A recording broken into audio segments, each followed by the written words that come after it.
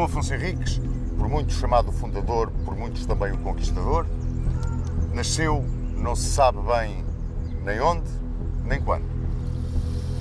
Segundo os historiadores, teria nascido entre 1109, 1108, 1111 até, provavelmente em Coimbra, Viseu ou Guimarães. Segundo a tradição popular, aqui na cidade de Berça, em Guimarães, pois foi aqui que ele nasceu e a data é de 1111. Essa é a tradição popular.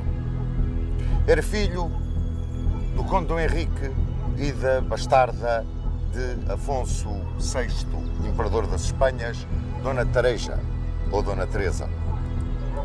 E foi ele quem fundou a pátria portuguesa. Chefe de Estado em 1128, rei em 1143, com a realeza reconhecida plenamente em 1179, do seu gênio saiu Portugal. E é a ele que devemos o ser portugueses.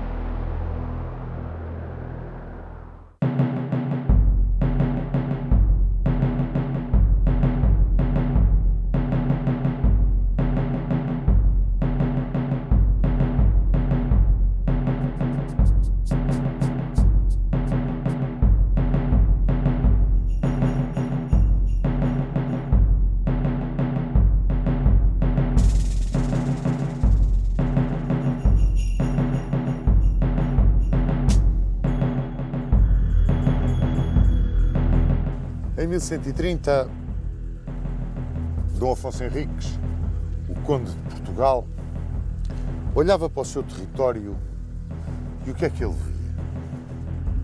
Via um território exíguo, com um poderoso vizinho a norte e a leste, o Oceano a oeste, e a sul, uma fronteira indefinida, sistematicamente ameaçada e que ele tinha que proteger de qualquer forma. No entanto, tinha um sonho. E esse sonho era ir além mim, recuperar os castelos que um dia tinham sido de sua mãe, a infanta rainha Dona Tareja. Mas virou-se primeiro para o sul, teve esse cuidado e deitou mão da força mais móvel, mais disciplinada, mais apta para o fazer. Desde 1126, 1128, que a Ordem do Templo estava em Portugal. Tinha sido fundada por Hugues de Payens, era a melhor lança de França do seu tempo, em Jerusalém, em 1118. E protegida por São Bernardo, com o patrocínio do São Bernardo, que inclusivamente lhes escreveu a regra. Em 1128, no Concílio de Troyes, eram oficializados a Ordem dos Pobres Cavaleiros de Nosso Senhor Jesus Cristo, como era chamada originalmente, a Ordem dos Templários, como passou à história. Em 1126, muito provavelmente antes da oficialização da Ordem, a infanta rainha Dona Tareja abriu o condado portucalense à vinda dessa extraordinária milícia guerreira. E foi seu primeiro mestre aqui em Portugal, Guilherme Bernardo, ou Guilherme Ricardo, não se sabe bem. Mas enfim, eles vieram para participar na Reconquista. Foi isso que fizeram e foi para isso que receberam doações que lhes estendiam a sua zona de ação até para o sul do Mondego. Era uma milícia, como vos disse, extraordinariamente disciplinada. Foi talvez a primeira que, com a sua cavalaria, atuou em conjunto, sem procurar o combate singular, tão característico da Idade Média. Formavam um bloco. À voz do mestre, levantavam ao céu uma oração. Não a nós, Senhor, não a nós, Senhor, mas ao teu nome dá a glória. Esse era o lema da Ordem do Templo. E depois davam o grito Ô Océan. O Océan era o seu estandarte, partido de preto e branco, com a cruz patesca vermelha a meio, e carregavam com a sua cavalaria como um só bloco. Mas, além desta sua forma de atuar, que aterrorizava o inimigo, porque não estava habituado a enfrentar uma força dessas, eles eram também os homens que levantavam castelos, que construíam vilares, aldeias e que protegiam aqueles vagidos, primeiros vagidos da colonização, do povoamento que se fazia no território conquistado. Muitas vezes para esse vagido de povoamento aos mouros forros, os mouros que eram os equivalentes dos moçárabes para os cristãos e que ficavam, que mantendo as suas tradições e a sua forma de viver e até a sua religião, se submetiam à autoridade do rei e pelo rei eram protegidos. Ora, em 1130 estava, pois assim, o território português. Era esta a imagem que o conde Dom Afonso Henriques via do seu território. E, ao lado, o rei de Leão e Castela, Afonso VII, como bem se recordam, primo de Dom Afonso Henriques, estava envolvido em questiúnculas e guerras com o seu padrasto, Afonso I de Aragão, o batalhador. E Afonso Henriques aproveitou para ir ao norte, passar o Minho e tentar a recuperação dos castelos que um dia tinham pertencido à sua mãe. Saíram-lhe ao caminho os fronteiros galegos e Fernão Peres e Rodrigo Vela venceram. Fernão Peres e Rodrigo Vela eram dois grandes lideradores da altura. Venceram o moço conde português que retirou novamente à Queiminho. E por sorte, porque Afonso VII estava envolvido nas suas questiúnculas com o batalhador, ele não veio para punir imediatamente a ousadia do primo. Quando o pôde fazer, porque as coisas acalmaram em Aragão, a verdade é que rebentou uma guerra civil em Castela. E ao mesmo tempo, isto 1134, dá-se a grande Batalha de Fraga. E nessa batalha, os infiéis venceram. Então ainda os almorávidas venceram. E Afonso I, o batalhador, morreu. Quando tudo se desenhava para uma punição de Afonso VII ao seu primo rebelde, a tal guerra civil agarrou-o dentro do reino. E Afonso Henriques tentou a segunda passagem do Minho. E é curioso que Afonso VII entregou a defesa da sua fronteira ao arcebispo de Compostela, o célebre Gelmires. E Gelmires, ou adoecendo ou fingindo-se adoentado, a verdade é que não se mexeu. E as milícias municipais de Compostela recusaram-se à obediência. Era uma coisa que naquele tempo era muito vulgar de suceder. Naqueles senhores que eram praticamente soberanos dentro das suas terras, muito embora vassalos do rei.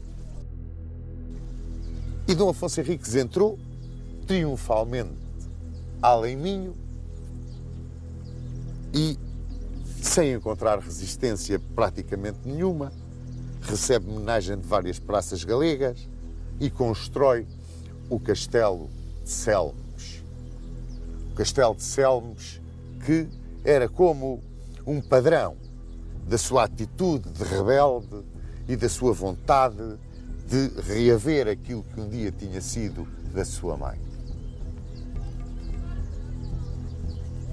Ora, nesta altura, resolveram-se as coisas na Guerra Civil em Leão e Castela e Afonso VII, com toda a sua força, tomou o Castelo de Selmes. E aqueles portugueses que tinham ficado nas fortalezas de comando de Dom Afonso Henriques na Galiza foram expulsos novamente à Queiminho. Era esse fluxo e refluxo que havia, além do rio, aquém do rio, muito embora a fronteira fosse bem definida ali naquela região. Ora, entrava 1135. Como resultado da Batalha de Fraga e liberto, portanto, da pressão de Afonso I, o Batalhador, o rei de Leão e Castela entrou em Aragão. Entrou em Aragão, dominou completamente a região e mandou reunir cortes em Leão para o reconhecerem, tal como um dia tinham feito com seu avô Afonso VI, para o reconhecerem imperador das Espanhas. As suas vitórias, quer contra os aragoneses, quer contra os infiéis, sobretudo a que obteve contra o Emir Roda, tinham-lhe dado um prestígio imenso.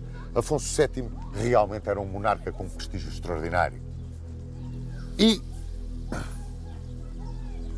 foi reconhecido imperador das Espanhas. Recebeu a vassalagem de todos os monarcas, grandes condes, grandes senhores da península e até da além Pirineus, alguns do Ródano, da região do Ródano, e até de Moro. Ele recebeu a vassalagem ali nas Cortes Gerais de Leão.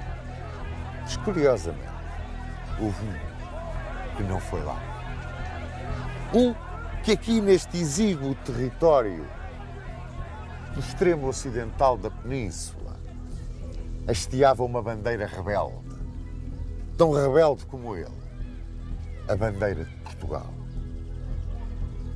E nesta altura, com o poderosíssimo primo a norte estabilizado, Dom Afonso Henriques virou-se novamente para o sul e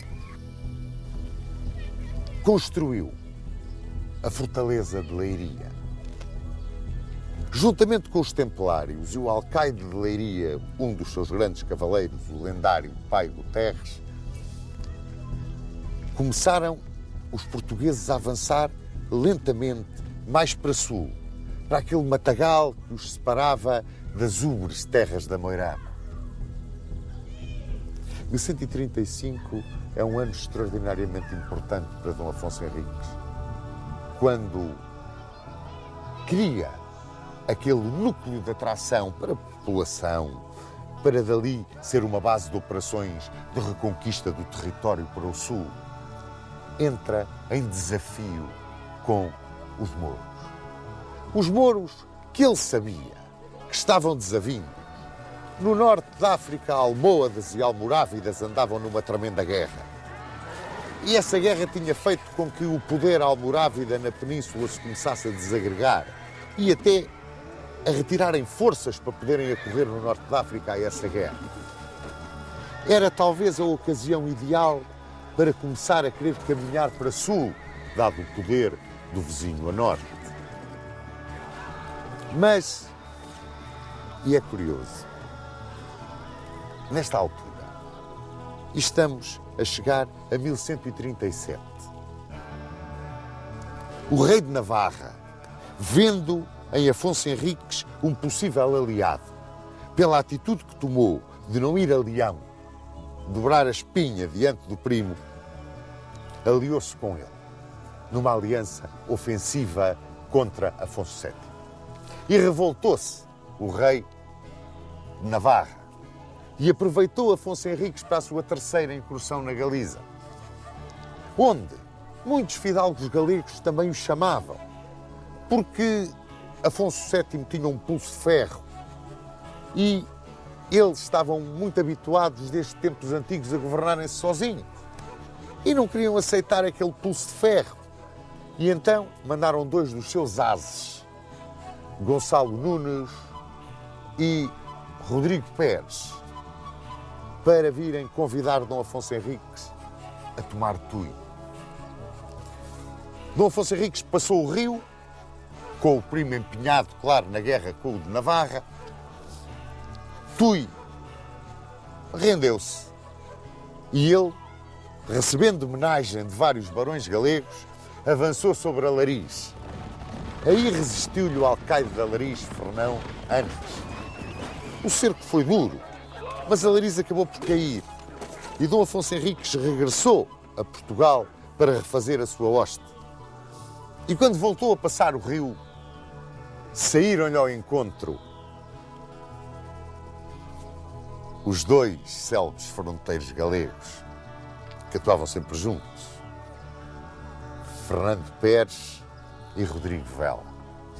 A hoste portuguesa levava pela primeira vez, e isto é curioso, meus amigos, retratar isto nesta descrição do reinado. Pela primeira vez, seguiam na hoste portuguesa a pionagem dos concelhos, os antecessores da nossa infantaria.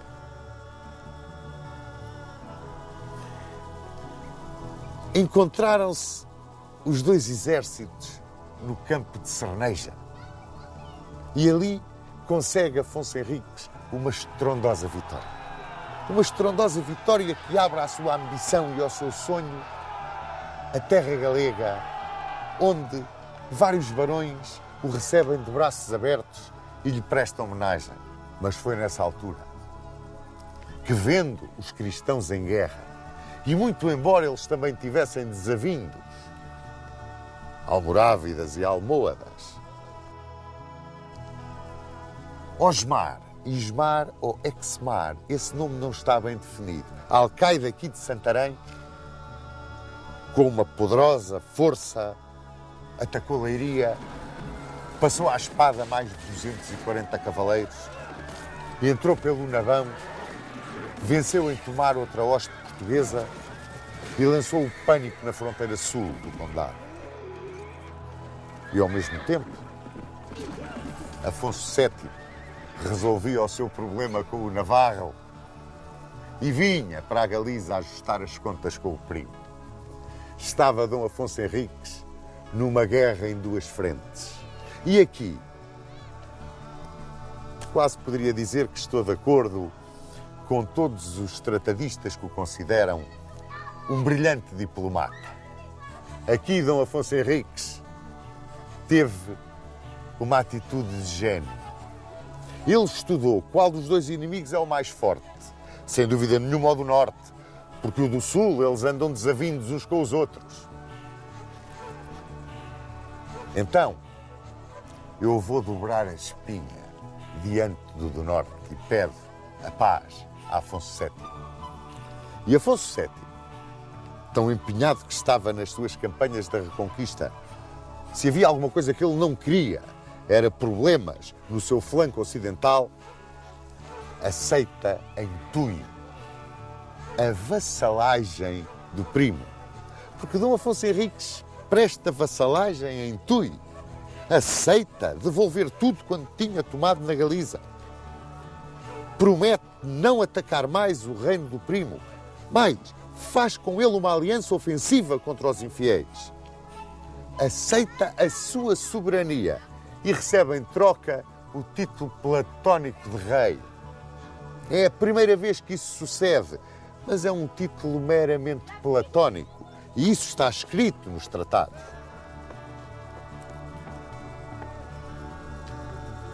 Esta aliança leva a que Afonso Henriques e Afonso VII marchem para sul contra o infiel. Estamos a entrar em 1139. Afonso VII consegue uma vitória extraordinária em Orejo ou Aurélia. A batalha é a mesma. E Afonso Henriques, Afonso Henriques sai de Coimbra, leva na sua hoste muitos cavaleiros vilão e a pionagem do município. Pode-se dizer que ele vai fazer o grande fossado de Ourique com tropas populares. Levava, porém, alguns cavaleiros com ele, como Alferes Mor e a Garcia Mendes. Levava Fernando Mendes de Bragança, o Braganção, Lourenço Viegas, o Espadeiro, Gonçalo Mendes da Maia, iam com ele também. Eram os seus homens de confiança, os seus amigos do coração. E aí entra Afonso Henriques pelo Garbo e vai travar a Batalha de Ourique. Ourique, independentemente de onde foi e como foi, Ourique é uma pedra angular da história de Portugal. É uma âncora da monarquia portuguesa. É uma âncora da pátria a que todos pertencemos. Travou-se em 25 de julho de 1139. Diz Herculano que, bem internado na província de Alcácer, no coração do Garbo, que tinha 3 províncias: Alfagar, onde é o Algarve agora, Alcácer, o Alentejo e Belata, Extremadura e Ribatejo. Mas há outros tratadistas que dizem que não, que a batalha se travou muito perto de Leiria. E outros que dizem que ela se travou muito perto de Santarém, aqui, em Vila Xandorique. Entre outras razões, porque o comandante do inimigo era Ismar Exmar, ou Osmar, não se sabe bem o nome, que era o alcaide de Santarém. Se eu puder dar a minha opinião pessoal, e acho que vou dar, a Batalha de Ourique travou-se em Vila Xandorique.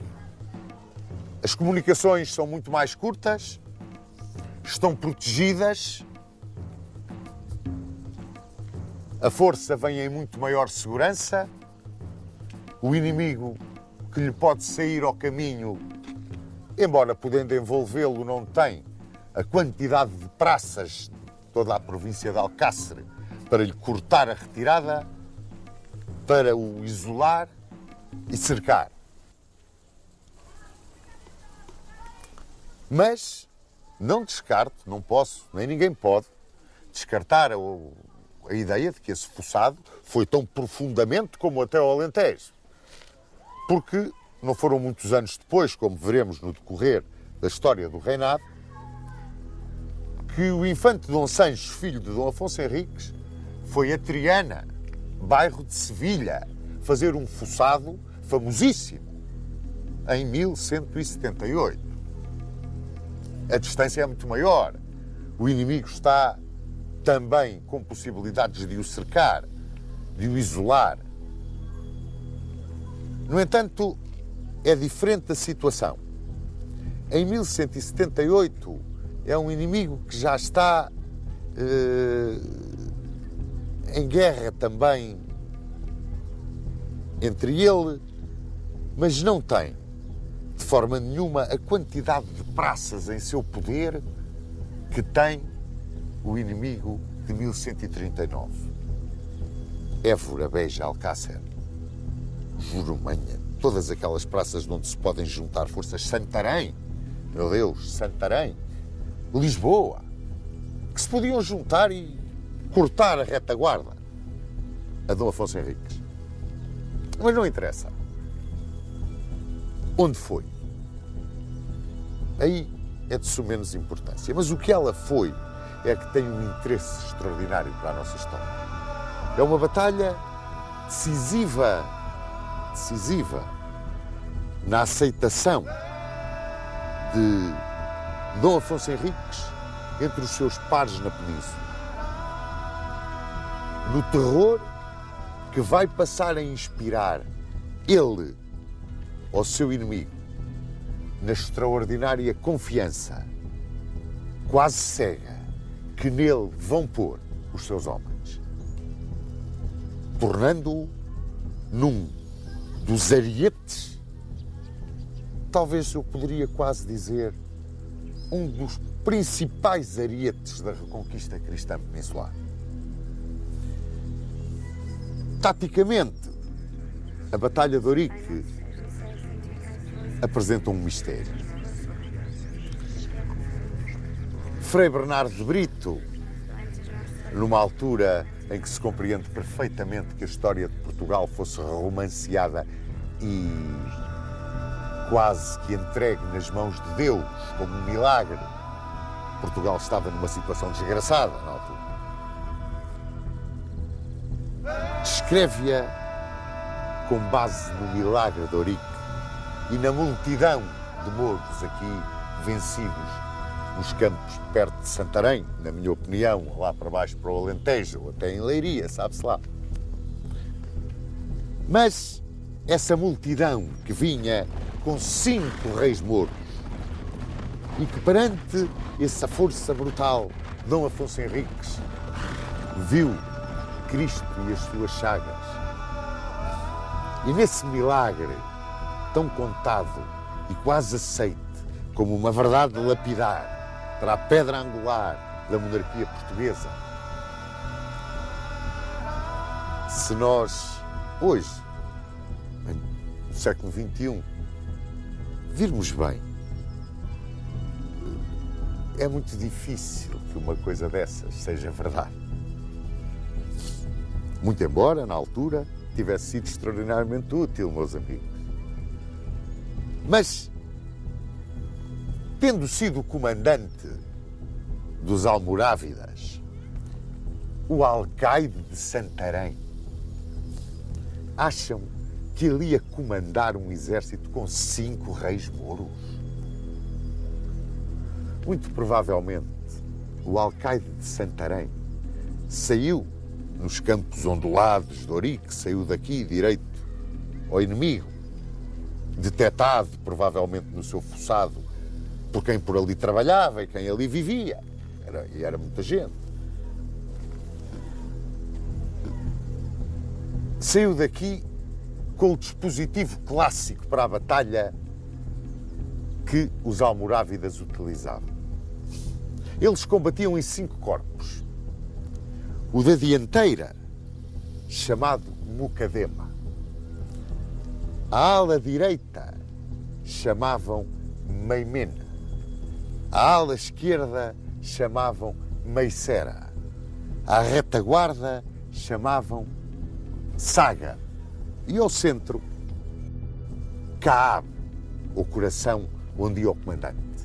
Estão a ver as 5 pedras? 1, 2, 3, 4, 5.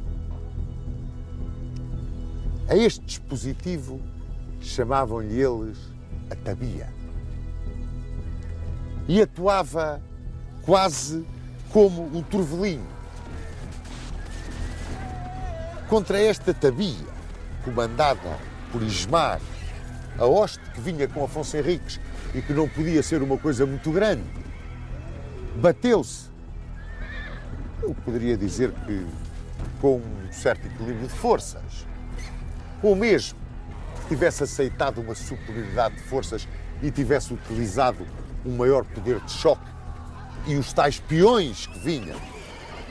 Não nos podemos esquecer que a peonagem tinha, já nessa altura, uma extraordinária importância no campo de batalha, aqui na península, dada a própria natureza do terreno. Seja como for, essa vitória de Ourique, que leva a que as 5 quinas apareçam na bandeira de Portugal, na minha opinião muito modesta, aparecem estas 5 quinas como um brasão de armas do vencedor na sua mais célebre vitória, que põe no seu brasão o inimigo que venceu. Bem, no entanto, muitos estudiosos, que eu tenho o máximo prazer de conhecer e com quem muito aprendo, têm-me dito, mas olha lá, e dentro de cada uma das esquinas, os outros 5 pontinhos que lá estão, o que é que tu achas que aquilo quer dizer? Não estará um bocado ligado à tradição do milagre de Ourique? Não será tão militar essa tua ideia de que são os 5 corpos do exército almorávida, da tabia dos almorávidas? Eu também digo que não tem grande importância. Eu tenho a minha opinião, outros têm a sua, são defensáveis, são atacáveis. Mas há uma coisa que é inquestionável, meus amigos. É que em Ourique, em 1139, no dia 25 de julho de 1139, no campo de batalha de Ourique, Dom Afonso Henriques, dentro da velha tradição dos godos, foi levantado nos escudos dos seus homens e aclamado rei. Se em Tui tinha sido um reconhecimento platónico, o que sucedia em Ourique era diferente. Eram os seus homens que o levantavam no escudo, que o alçavam nos escudos como rei dentro da velha tradição goda. E isso é uma marca angular, uma pedra base na história, não só da monarquia portuguesa, na própria história de Portugal.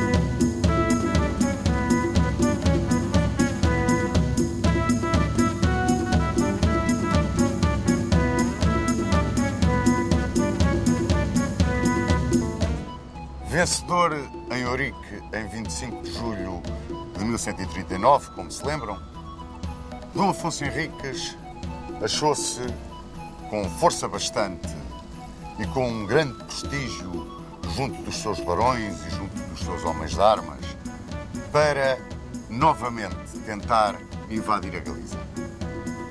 Seria a 4ª invasão da Galiza.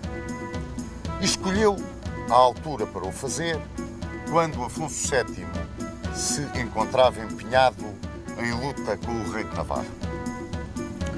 Formou o infante português, a quem todos já chamavam rei, a sua hoste, e com ela passou a além-mim.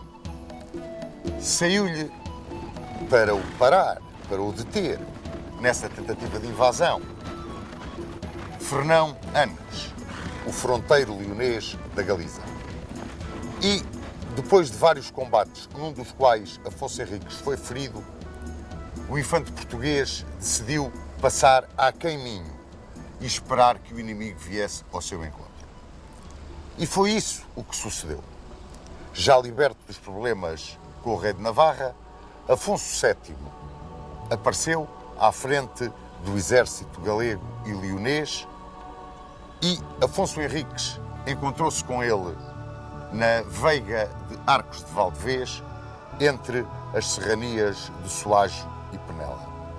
Corria o ano de 1140 e aí, nessa veiga, a que o povo, na sua toponímia heroica, chamou de Veiga da Matança, travou-se um singular torneio em que os cavaleiros saíam à liça, 1 contra 1, às vezes 2 contra 2, o máximo que faziam era 4 contra 4.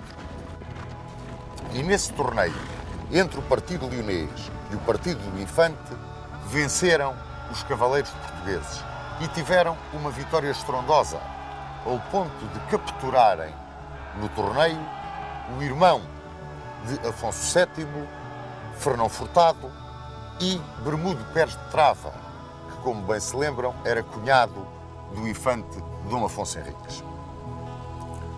Depois desse torneio, do resultado do confronto direto entre os cavaleiros de ambos os partidos, Afonso VII, que era um político sagaz, viu bem que no flanco ocidental da reconquista cristã, pegado aos seus domínios, habitava um povo. E um povo extraordinariamente arraigado ao torrão, com um grande espírito de autonomia e de independência que já vinha, também como se lembram, de longa data. E que esse mesmo povo estava perfeitamente identificado com o infante a que já chamava rei. O infante que era a cúpula de uma organização que assentava militarmente, mais do que qualquer outra, nas milícias dos concelhos, nos cavaleiros vilãos, na pionagem e nos besteiros, que sempre acompanharam Dom Afonso Henriques em todas as suas empresas. E mais, que essa organização militar era aplaudida e apoiada pelos ricos homens de Portugal, pelos senhores de Entredouro e Minho, que viam nela uma estrutura de um Estado nascente, diferente dos outros, e que certamente tinha toda a força para vingar na sua independência e na sua autonomia. Assim, Afonso VII contactou o arcebispo de Braga, que era Dom João Peculiar, e procurou, através dele, chegar à fala pacificamente com o seu primo rebelde. Encontraram-se Afonso Henriques e Afonso VII e ali acordaram numa troca de prisioneiros, entrega de fortalezas e, vagamente, na aceitação por Afonso VII da realeza de Dom Afonso Henriques. Passaram 3 anos durante os quais, sem dúvida que cada vez mais se cimentava o querer dos portugueses e cada vez mais Afonso VII se ia convencendo de que era muito melhor, no seu flanco ocidental, a existência de um aliado e um amigo na guerra contra o Moro do que um inimigo que sistematicamente o estivesse a perturbar na sua campanha de reconquista, da qual ele era, afinal de contas, em toda a península, o líder. Assim, nos dias 4 e 5 de outubro de 1143, encontraram-se Afonso Henriques de Portugal e Afonso VII de Leão e Castela, aqui, nesta velha Catedral de Zamora, onde, como se lembram também, em 1125, Dom Afonso Henriques se armara cavaleiro a ele próprio. Um direito dos filhos dos reis e dos futuros monarcas. Nessa cerimónia em que toda a nobreza portuguesa quis dizer a Dona Teresa e ao Rei de Leão: este vai ser o Rei de Portugal. Aqui se encontraram, por intervenção de Dom João Peculiar, e nessa reunião esteve presente o cardeal Guido de Vico, que era o legado do Papa ao Concílio de Valladolid, onde se iam apresentar as resoluções do célebre Concílio de Latrão. Também Guido de Vico trazia uma missão, a de estabelecer a paz entre os soberanos peninsulares, porque a reconquista cristã exigia uma grande união, uma grande identidade. E tanto era assim que no sul de Portugal, na altura em que aqui se reuniram Dom Afonso Henriques com Afonso VII, Omar, um grande chefe almorávida, tomava Leiria e sob os seus escombros matava o heróico alcaide Dom Paio de Pérez. A conferência que aqui se fez, em Zamora, nesse 4 e 5 de outubro de 1143, e da qual não há documentos, foi aquela onde Afonso VII reconheceu a realeza de Dom Afonso Henriques. E reconheceu-a procurando manter, contornando esse reconhecimento total através da entrega a Dom Afonso Henriques da cidade da Astorga. Assim, feudatário ficava o rei de Portugal. Era um vassalo, através da posse da Astorga, de Afonso VII de Leão e Castelo. Nas mãos de Guido de Vico, depositou Dom Afonso Henriques uma carta. Tinha um nome extraordinariamente sugestivo: As Chaves do Reino dos Céus. E nessa carta, ele pedia a proteção de São Pedro e do Papa Inocêncio II para ele rei e para o Reino de Portugal. E essa vassalagem ao Papa materializava-se no pagamento de 4 onças de ouro. Era o censo que significava a vassalagem ao Pontífice Romano. É curioso que Inocêncio II não reconheceu logo a realeza total de Dom Afonso Henriques. E durante muito tempo ainda, Roma tratou o nosso rei por dux. Mas a verdade é que Dom Afonso Henriques era, a partir daí, o rei de Portugal. E é curioso que os espanhóis, pelo menos no seu livro didático de História de Espanha, que é dado aos alunos que frequentam os 2 anos de acesso à universidade, consideram como data de independência de Portugal 1139, quando os guerreiros de Dom Afonso Henriques, os seus barões, os seus homens de armas, os seus peões o levantaram em triunfo nos escudos, segundo a velha tradição goda, no campo de batalha de Ourique, e passaram a chamar-lhe rei. Dom Afonso Henriques casou em 1146 com Dona Mafalda de Saboia, filha de Amadeu II de Saboia. Era uma altura em que almohadas e almorávidas se trucidavam uns aos outros numa luta fratricida para lá, nos limites até então conquistados do agora Reino de Portugal. E foi para aí, foi para esse dissídio entre os sarracenos que Dom Afonso Henriques olhou e se preparou para, explorando o dissídio e arriscando tudo, alargar as fronteiras do reino, que tinha ganho a golpes de montante e cuja realeza lhe tinha sido aceite pelo primo aqui na velha Catedral de Zamora.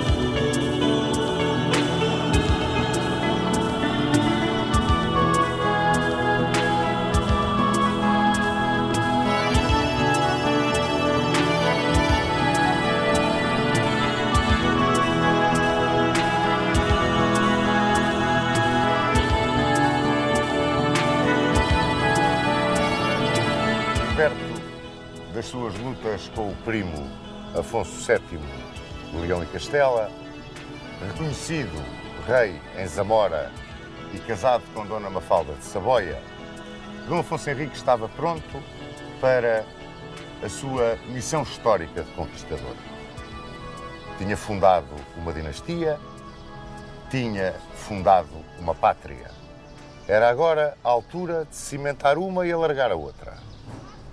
Viviam, então, os mouros do Andaluz, uma situação de guerra. Guerra que opunha almohadas e almorávidas. E, muitas vezes, os pequenos reis das pequenas taifas procuravam o auxílio cristão nas lutas intestinas que mantinham entre si. Foi o caso de Ibn Cassi, o Valido Mértola, que pediu a intervenção de Dom Afonso Henriques nos dissídios que mantinha com os seus vizinhos que não o queriam reconhecer como vali da cidade de Mértola. Ora, aproveitou Dom Afonso Henriques a sua intervenção para duas coisas. Primeiro, ganhar o respeito, o temor dos mouros pela força com que interveio ao lado de Ibn Cassi e depois para se aperceber perfeitamente do que se passava entre aqueles que ele tinha escolhido como inimigos preferenciais. Viu-os divididos, viu-os fracos, viu-os incapazes de dominarem as situações em que se encontravam envolvidos em luta uns com os outros. Foi mais ou menos nesta altura que um dos seus cavaleiros, Mãe Ramires, lhe apresentou um relatório sobre um reconhecimento que tinha feito à fortíssima Praça de Santarém, que era uma das chaves da linha do Tejo. A linha do Tejo, que era, por assim dizer, um objetivo estratégico de Dom Afonso Henriques, que ele queria marcar a fronteira sul do seu território. Ouviu com muita atenção Dom Afonso Henriques. Dizia-lhe Mãe Ramires que havia um atalho que o conduzia diretamente às muralhas e que esse atalho prometia um movimento a coberto e um ataque por surpresa. Acontece que Dom Afonso Henriques estava em tréguas com os mouros de Santarém e mandou arautos avisarem os mouros que as tréguas se rompiam por 3 dias. Reuniu uma hoste que era feita com base fundamentalmente nos seus ricos homens e nas milícias municipais de Coimbra. E, com essa hoste, avançou sobre Santarém, internando-se em Belata. Chegou a Pernes, e quando chegou a Pernes e montou o seu acampamento clandestino, digamos assim, já as patrulhas mouras andavam na região. E Dom Afonso Henriques, aí em Pernes, desvendou finalmente aos seus homens o mistério daquela incursão, o ataque de surpresa a Santarém. Bom, encheu de pasmo toda aquela gente com a audácia da empresa, mas o entusiasmo de Dom Afonso Henriques era tal que todos o acompanharam e todos se convenceram de que a vitória não podia fugir aos cristãos.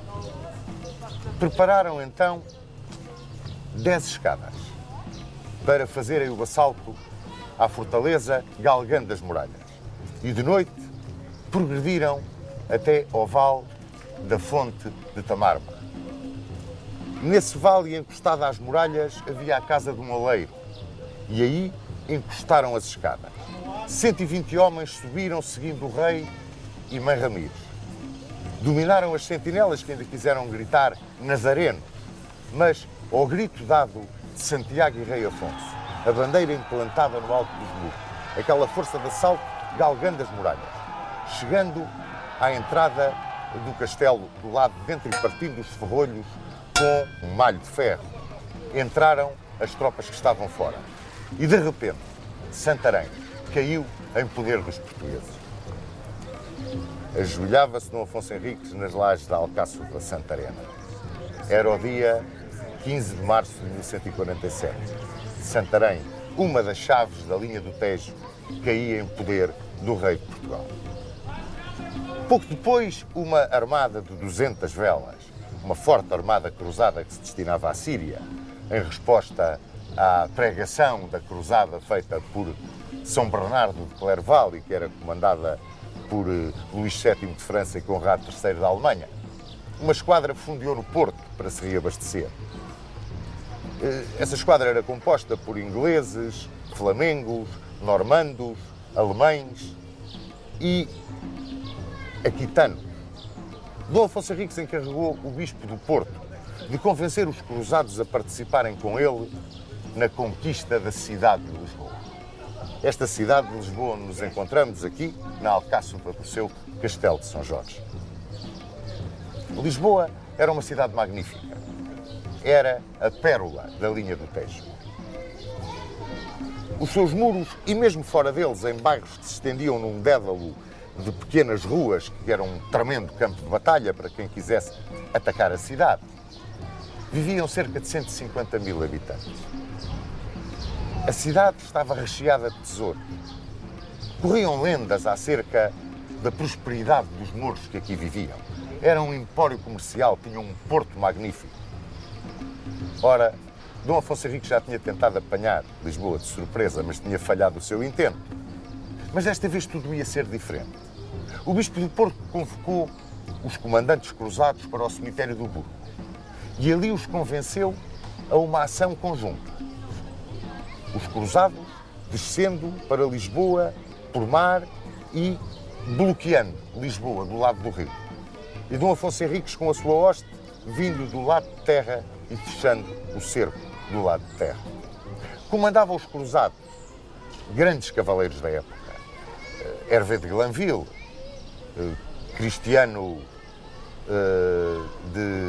o Conde de Arenchote, Cristiano de Gistel. Ora, estes três cavaleiros apoiaram a ideia de Dom Afonso Henriques e no dia de São Pedro de 1147 a armada dos cruzados fundeava diante de Lisboa, os cruzados punham pé em terra e iniciavam um ataque imediato ao arrabal da cidade. Depois dividiram as suas forças. Cristiano de Gistel e o Conde de Arenchote ficaram na muralha oriental e Hervé de Glanville na muralha ocidental. Chegava Dom Afonso Henriques e montava o seu posto de comando, onde hoje se encontra a igreja de São Vicente de Fora. Fechava-se o cerco contra o rio, onde fundeava a esquadra. As muralhas desciam então, a muralha oriental, indo do castelo até cerca de onde hoje está a Casa dos Bicos, digamos mais ou menos, ali em frente do Campo das Cebolas. E a muralha ocidental descia também até ao rio, o rio chegava ali, onde hoje está, perto do Terreiro do Paço, a igreja da Conceição Velha. Essa era a cintura amuralhada da cidade de Lisboa. Como vos disse, os bairros que estavam de fora constituíam um battle de ruas tremendo. Aí se travaram os primeiros combates. Dom Afonso Henriques combinou então com os comandantes cruzados as condições em que a participação dos cruzados se dava. Os normandos queriam o saque. Os ingleses, os alemães e os flamengos aceitavam aquilo que o rei de boamente lhes quisesse dar. E muitos deles queriam ficar em Portugal depois da conquista de Lisboa. Deram-se os primeiros combates e o arcebispo de Braga, antes de se fazer o cerco em regra, chegou perto do castelo e apresentou ao caído de Lisboa as condições de rendição. E do alto do adarve o caído gritou-lhe: fazei o que puderdes, que nós vamos fazer aquilo que estiver na divina vontade. Bom, deu-se o assalto a Lisboa. Começou por combates que chegaram até ao chão das covas. O primeiro grande ataque dá-se pelos ingleses em direção àquilo que é hoje o bairro da Moraria. Depois, em 3 de agosto, os alemães, do lado do Campo das Cebolas, avançaram uma poderosa bastida, uma torre com cerca de 95 pés de altura e começaram a bater o adarve.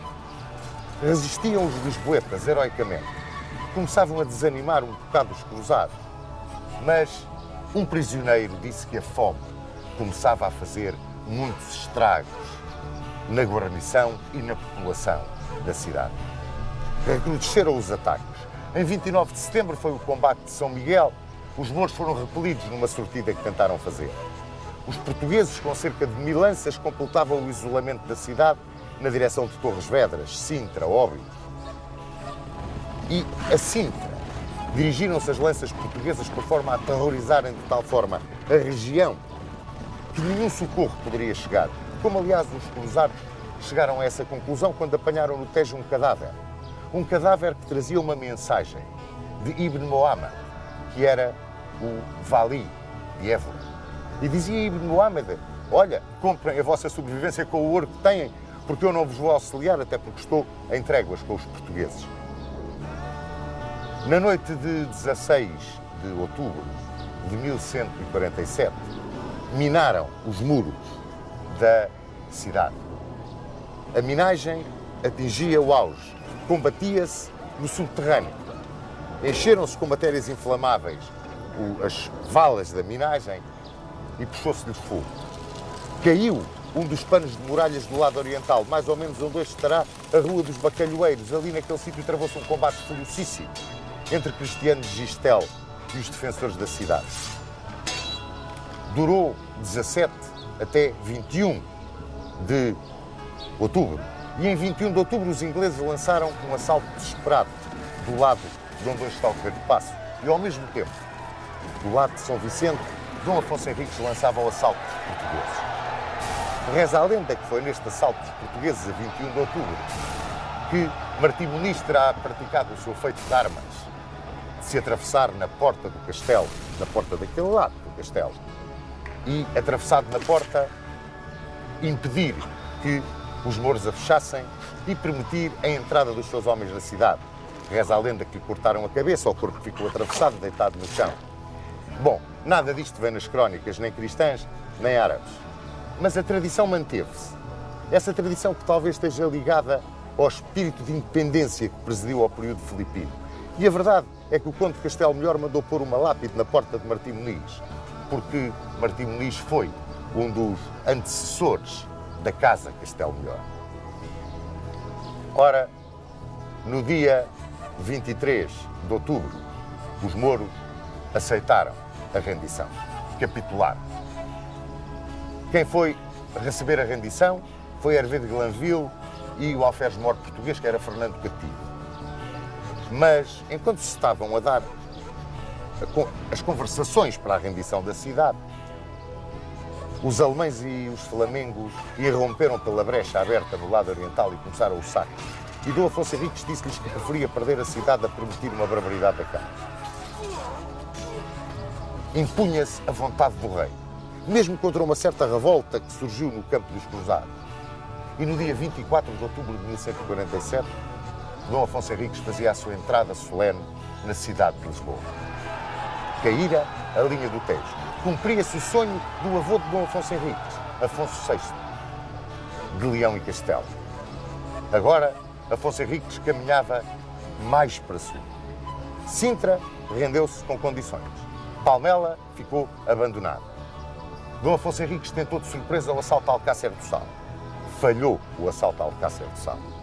E resistiu mesmo a Alcácer a um cerco em regra. Dom Afonso Henriques achou que era a altura de começar a povoar e a arrotear tudo o que tinha conquistado. Desde a velha linha do Mondego até à linha do Tejo. Entregou às ordens militares, entregou às ordens religiosas, sobretudo aos monges da Alcobaça, essa missão extraordinária de povoamento e arroteamento do sol. Mas como não tinha cristãos, nem os chamados moçárabes, os cristãos que tinham admitido a dominação muçulmana para fazer esse povoamento, aceitou aqueles a quem chamou os mouros forros. Os mouros que lhe prestavam vassalagem, tinha várias fórmulas de vassalagem, mantinham a sua religião e os seus costumes, viviam em círculos fechados, não se cruzavam com os portugueses, mas arroteavam e povoavam a terra. Ora, nesta altura, vamos aproximar-nos de 1158. Em 1158, no dia de São João de 1158, caía finalmente Alcácer do Sal.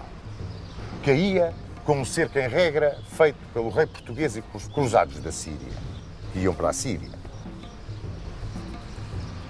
Também, nesse ano de 1158, morre Dona Mafalda.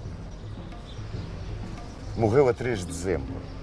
Deixou ao rei o infante Dom Sancho, o herdeiro da coroa, e 3 filhas.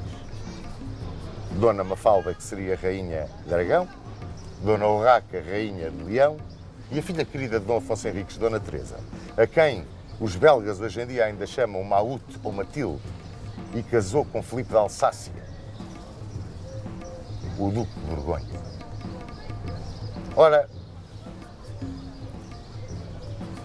a morte de Afonso VII, neste ano de 1158, lançou o seu império numa guerra civil. Ele dividiu o seu império entre o filho Sancho, a quem deu Castela, e o filho Fernando, a quem deu Leão, Galiza e a Extremadura. Não se entendiam os dois. Morreu Sancho de Castela, morreu muito novo. E Fernando II de Leão, genro de Dom Afonso Henriques, invadiu o reino do irmão, para se tornar no preceptor do sobrinho, que era uma criança, o futuro Afonso VIII. Isto originou uma guerra tremenda. Nesta altura estava Dom Afonso Henriques desempenhado no Alentejo, o Alcácer, que tinha como fronteiro Gonçalo Mendes da Maia. Deram-se aí duas conquistas curiosíssimas que provavam bem a ligação que havia entre o rei e os seus vassalos. Geraldo, a quem chamava o Sem Pavor, conquistara Évora de surpresa, numa manobra de manha. Não se sabia bem se ele era um salteador, se era um cavaleiro que estava zangado com o rei e que assim queria fazer as pazes com ele. Em Beja, Fernando Gonçalves, um burguês, criara uma milícia nos vilares e dos arredores da cidade e também conquistou Beja. Na sua incursão alentejana, Dom Afonso Henriques apanhou Moura, Serpa, Alconchel e entrou pelo território que era de Castela. Apanhou Trujillo, Cáceres. Era fortíssima a força do rei português. Tão forte era que decidiu compartilhá-la com o filho. Tinha 14 anos o infante, era a altura de o lançar no campo de batalha. Da guerra entre os partidários de Afonso VIII e Fernando II de Leão resultava a fraqueza do reino leonês. E o rei de Leão tinha mandado construir Ciudad Rodrigo, que ameaçava a nossa fronteira. Pois contra Ciudad Rodrigo mandou Dom Afonso Henriques o seu filho Dom Sancho. E Dom Sancho foi vencido no combate de Arganal. É claro que Dom Afonso Henriques não gostou nada do resultado desse combate. Agarrou no filho, furioso, foi à Galiza. Apanhou Tui, Toronho e Límia e construiu o castelo de Sedufeita. É curioso que este castelo de Sedufeita, as torres do castelo de Sedufeita caíram com uma tempestade quando os leoneses atacaram Sedufeita. Em 1169, Dom Afonso Henriques resolveu conquistar a chave do Guadiana, Badajoz, que lhe abrisse o caminho para o sul, para o coração andaluz. Mas a taifa de Badajoz era importantíssima para Fernando de Leão, precisamente por ser a chave da linha que conduzia a Andaluzia. E Badajoz era feudatária de Leão e estava aliado aos leoneses.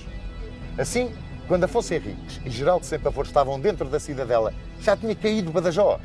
Apareceu o exército de Fernando de Leão e cercou os portugueses dentro do Badajoz. Metidos entre dois fogos, os portugueses quiseram fazer uma retirada. E Dom Afonso Henriques, comandando essa retirada, a cavalo, bateu com a perna direita, que era a tal perna fraca, segundo a lenda, que tinha levado Egas Muniz a levá-lo a Carquer, para ver se curava da fraqueza das pernas. Bateu com a perna direita no ferrolho de uma portada. Caiu do cavalo e ficou prisioneiro. Pois há muitas lendas acerca da forma como Dom Afonso Henriques se viu livre daquela camisa de 11 varas em que tinha caído. Uns dizem que pagou um resgate grande. Outros dizem que Fernando de Leão foi de uma generosidade extraordinária e que apenas lhe disse: restitua o que roubou e vá em paz. E aquilo que ele tinha roubado eram as praças leonesas que conquistara na investida com o seu filho Dom Sancho. Dom Afonso Henriques retirou-se para Portugal, para as Caldas de Lafões, para se recompor, mas tinha chegado ao fim a sua brilhantíssima, a sua extraordinária, fantástica carreira militar. Já não podia montar a cavalo. Sentiu-se envelhecido, sentiu-se batido. Era um penar ver aquele homem chegar ao fim. Mas tudo tem um fim. E Dom Afonso Henriques teve o cuidado, prevendo o que poderia depois acontecer, de chamar as ordens militares, hospitalários, templários, Santiago, dar-lhes a fronteira, incitá-los ao povoamento, ao arroteamento e à defesa da terra. Para isso, os portugueses que amavam o torrão, trabalhavam-no e defendiam. E para que se visse, que se estudasse como se faziam as coisas, muito embora não houvesse um plano. E é que isto é que é extraordinário em Afonso Henriques, ele não podia ter um plano, porque estava permanentemente em combate. Levou a juventude fidalga com ele para essa missão extraordinária de povoamento e arroteamento. E para que se começassem a entender os jovens com o futuro monarca a partir de 1170, partilhou o governo do reino com o seu filho Dom Sancho.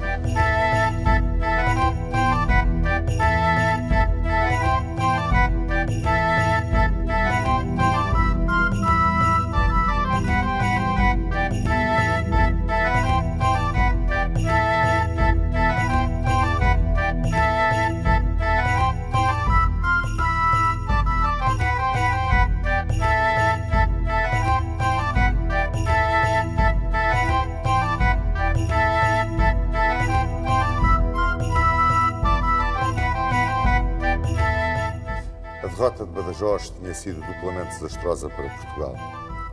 Não só se tinha perdido um magnífico ponto estratégico, como Dom Afonso Henriques ficava incapacitado de continuar a comandar as suas tropas pessoalmente na guerra de conquista e na defesa do já conquistado. O infante Dom Sancho era ainda muito jovem, tinha cerca de 16 anos na altura, mas já estava experimentado no campo de batalha. Tinha visto os seus primeiros combates em Arganal, cerca de Ciudad Rodrigo, que tinha sido uma derrota. Tinha sido armado de cavaleiro por seu pai em Coimbra, em 15 de agosto de 1170, e, a partir daí, começara a participar na administração dos negócios do reino, junto de Dom Afonso Henriques. Aliás, isso está demonstrado por documentos onde talvez expressamente mencionado, como é o caso do Foral de Pombal e de uma concessão na Igreja de Fiães.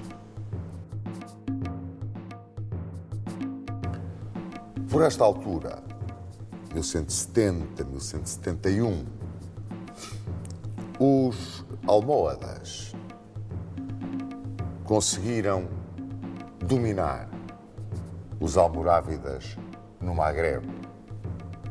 E o novo emir era Abu Yaqub e assumira o título de califa, o chefe dos crentes.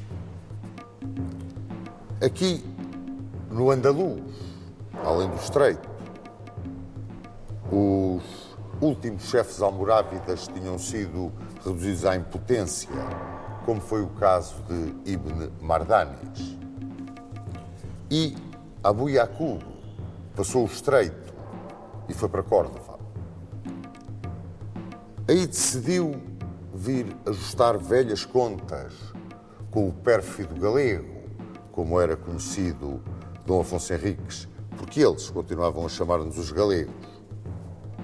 E, aproveitando o facto de Abu Hafes ter melhorado as fortificações de Mértola, decidiu transformar Mértola numa base de operações e lançar um ataque contra Portugal. O velho inimigo que tantas vezes tinha insultado a bandeira do Islão. Assim, em 1171, as tropas almohadas entraram no Alentejo e, usando Mértola como base de operações, avançaram sobre Beja. Saiu-lhes ao caminho Gonçalo Mendes da Maia, o lidador. Tinha cerca de 90 anos, era um dos grandes companheiros de Afonso Henriques, juntamente com o espadeiro e o Braganção, tinha sido um dos seus homens de confiança. E ali estava ele, fronteiro do Alentejo, já de muita idade, mas sempre jovem no manejo das armas, morrendo gloriosamente em combate contra os almohadas. Era outra grande perda de Afonso Henriques, Gonçalo Mendes da Maia, o lidador. E foram os almohadas pôr cerco a Santarém, onde Afonso Henriques estava entraivado. Não se sabe muito sobre este cerco de Santarém, de 1171. Sabe-se apenas que a praça resistiu, com grande galhardia, com grande valor, e que o cerco foi levantado à aproximação de Fernando II de Leão, que vinha em som de guerra. Parece que Afonso Henriques chegou a pensar que Fernando II vinha contra ele, porque era aliado dos almohadas. Mas não. Esse equívoco foi desfeito e os almohadas retiraram, não sem antes terem primeiro destruído Alcântara, como uma retaliação à atitude tomada por Fernando II. Entre 1171 e 1178 houve um período de tréguas. E neste período de tréguas, o facto mais importante foi a trasladação do corpo de São Vicente, do Cabo Algarvio, do Cabo de São Vicente, para Lisboa. E é curioso porque as armas da cidade de Lisboa são o navio com 2 corvos. É o navio que trouxe o corpo de São Vicente do Algarve para Lisboa e que veio escoltado por esses 2 corvos. É uma lenda, mas tornou-se um símbolo da cidade capital de Portugal. Em 1174, o infante Dom Sancho casou com Dona Dulce de Aragão e em 1175, a infanta Dona Urraca, filha de Dom Afonso Henriques, foi repudiada pelo rei de Leão Fernando II, apresentando razões de parentesco. Virou-se então Dom Afonso Henriques para o interior dos seus estados, utilizando os mouros forros, possuiu alguns povoamentos, mas em 1178 novamente veio a guerra. Era assim. Naquele tempo a guerra era uma constante. E veio a guerra com a incursão que o infante Dom Sancho fez à Andaluzia, ao arrabal de Sevilha, o arrabal de Triana, que saqueou e de onde voltou carregado de despojos. Foi talvez uma retaliação ao cerco de Santarém e, sem dúvida, que uma afirmação de vitalidade guerreira dos portugueses, mesmo perante a incapacidade do seu líder carismático, Dom Afonso Henriques. E não será de todo descabido dizer que este foi, talvez, o facto que decidiu Alexandre III a promulgar, em 23 de maio de 1179, a bula Manifestis Probatum, em que era definitivamente estabelecida a realeza de Dom Afonso Henriques na hereditariedade para os seus sucessores, no domínio dos territórios conquistados aos mouros e tudo sobre a proteção da Santa Sé. Ainda neste ano de 1179, tão importante para a história de Portugal, nova invasão almohada se verificou. Desta vez vinham comandados pelo filho de Abu Yaqub e tentaram primeiro atacar o Castelo de Abrantes, de onde foram repelidos. Quando se verificou o ataque ao Castelo de Abrantes, uma esquadra almohada veio flagelar Lisboa e levantou-se a necessidade da construção de uma marinha militar que pudesse defender a nossa costa. Data daí a nossa Marinha de Guerra. Em 1180, houve uma nova tentativa almohada, desta vez contra Coruche e contra Évora. E se Évora resistiu ao ataque dos almohadas, Coruche foi destruído. No entanto, o seu castelo rapidamente foi reconstruído e 2 anos depois Coruche tinha forado. É nesta altura, 1180, que há uma primeira notícia da Marinha Militar Portuguesa em combate contra os almohadas. E segundo a lenda, devida a Frei António Brandão e Frei Bernardo de Brito, e, por isso mesmo lenda, não está historicamente certificado, teria comandado a esquadra portuguesa Dom Fuas Roupinho, que era alcaide de Coimbra e de Porto de Mós. Entrava 1183 e as notícias para Portugal não eram boas. Abu Yaqub tinha decidido vir em pessoa castigar o pérfido galego, ajustar definitivamente as suas contas, agora que ele estava entraivado e metido no burgo de Santarém. Levantou um enorme exército, os números são muito exagerados pelos cronistas, chegaram inclusivamente a dar como número de ordem da invasão 300 mil homens. É impossível. Mas era um grande exército, aquele que Abu Yaqub comandava, que foi levantado à custa de pregar a Guerra Santa na Mauritânia e que desembarcou no Andaluz. O Andaluz era a península, em 14 ou 15 de maio de 1184. Avançou sobre Santarém e foi posto cerco a Santarém no dia de São João de 1184. E resistiu a praça perante aquela avalanche. E a resistência foi tal que Abu Yaqub mandou os seus cavaleiros saquearem o território até Torres Vedras. Dizem que a praça foi reforçada pelo infante Dom Sancho e pelo bispo do Porto. E que, sem que ninguém o esperasse, depois de uma sortida dos sitiados, lendariamente comandada por Dom Sancho, os almohadas retiraram. E diz-se que retiraram porque Abu Yaqub foi morto durante essa sortida com uma lançada de um dos cavaleiros portugueses. De qualquer forma, caía um dos grandes chefes almohadas. Morria em combate contra os portugueses. Não se tinham conseguido ajustar as contas com o pérfido galego, muito antes, pelo contrário. Ainda em 1184, Dom Afonso Henriques teve um grande desgosto. Uma grande alegria e um grande desgosto. Ele tinha uma filha que adorava, que era Dona Teresa. E casou essa filha com Filipe de Alsácia, conde da Flandres. Ela ainda hoje é adorada pelos belgas, com o nome que ele tomou, Matilde.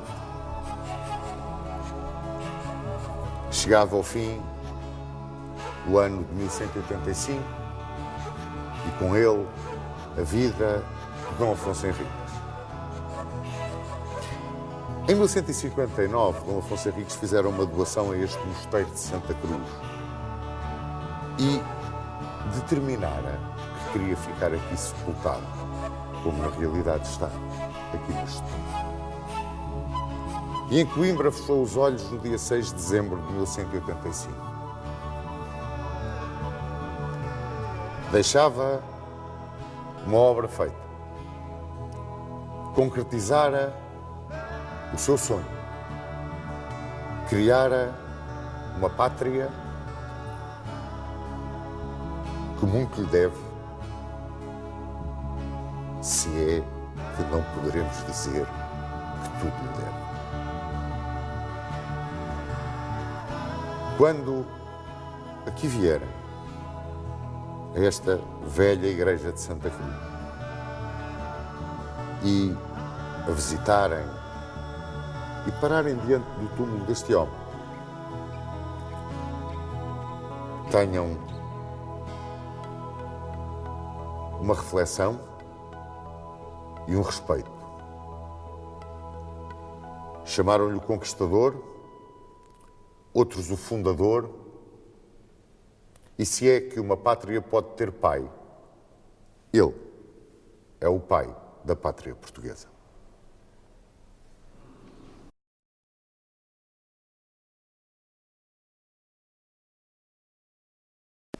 A análise da figura histórica de Dom Afonso Henriques, de quem o Sr. Dom Duarte é o descendente por linha direta masculina, é um aspecto apaixonante da história de Portugal. Nós gostávamos de saber, Dom Afonso Henriques, quem foi ele para si, o seu descendente direto? Foi um homem providencial que nasceu no momento certo da história. Havia um povo que se tinha liberto do domínio muçulmano há pouco tempo, que de algum modo considerava-se herdeiro, os povos daqui consideravam-se herdeiros do reino suevo e queriam libertar-se dos antigos, dos descendentes dos visigodos. E quando apareceu o conde da Borgonha, o conde Dom Henrique, que realmente ele teve de facto uma ação muito interessante aqui em Guimarães, no norte de Portugal, e quando teve aquele filho excepcional, para já excepcional fisicamente, era um homem muito forte, muito saudável, muito grande, e isto, claro que impõe, e já faz de si um líder. Não é? Além disso, uma pessoa muito inteligente e que teve uma noção muito clara daquilo que, de algum modo, a história esperava dele. Eu creio que a visão histórica, a visão política de Dom Afonso Henriques é marcante para todo o futuro de Portugal. Não só, enfim, por ter começado a independência do reino, mas também por ter logo, desde o começo, apontado o caminho para a libertação de todo o território até o Algarve. Não é? Ficou logo previsto que tinha que ser esse o futuro de Portugal. Dom Afonso Henriques teve, a par da sua ação de grande conquistador, uma ação administrativa e de grande proximidade do povo português. Muito embora se diga, e eu concordo, que a ação de povoamento não foi uma ação planeada, a ação do Dom Afonso Henriques andava um bocado, e era natural que assim fosse, ao sabor do resultado das batalhas, pois era um campo de batalha que ele explorava. Mas a sua ligação com o povo português e a sua íntima ligação, a figura do monarca pai, sim, claro, nasce com ele. Exato, por um lado, isso é verdade. Também há um aspecto muito interessante, porque ele, enfim, pois uma família vinha de Bélgica, percebeu que era muito importante recristianizar profundamente a Península Ibérica. E, embora ele respeitasse, os reis, seus sucessores, nessa época, respeitaram os direitos e as tradições e a cultura dos muçulmanos e dos judeus, e continuaram a praticar as suas religiões. De facto, ele trouxe para já os cistercienses. Ele era primo de São Bento e trouxe os cistercienses, que depois, mais tarde, eram os beneditinos, e construíram aqueles mosteiros magníficos que ainda hoje existem. O mosteiro de Maceiradão, por exemplo, ali entre Nelas e Mangualde, que está hoje em risco de cair e de desmoronar-se completamente, que ainda está num vale isolado, muito bonito, junto ao Rio Dão. Foi o primeiro convento cisterciense feito em Portugal, se não me engano. Dali, depois, os monges foram para Alcobaça, mais tarde.